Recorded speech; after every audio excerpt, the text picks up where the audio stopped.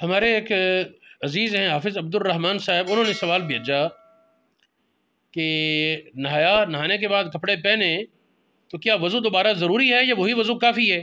تو اس سلسلے میں یہ مصنف ابن ابی شیبہ میں ایک حدیث موجود ہے موقوف، اس میں فرماتے ہیں کہ نہانے کے بعد الگ وضو کی ضرورت نہیں۔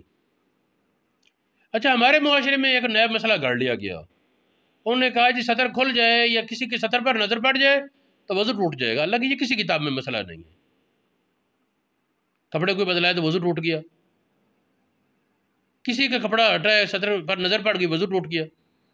تو یہ وضو اس طرح نہیں ٹوٹتا، نہ کپڑے بدلانے سے، نہ ہی بغیر کپڑوں کے غسل کے بعد اب کپڑا پہن لیا تو کیا کہیں جی وضو ٹوٹ گیا دوبارہ وضو کریں، ایسا کوئی مسئلہ نہیں۔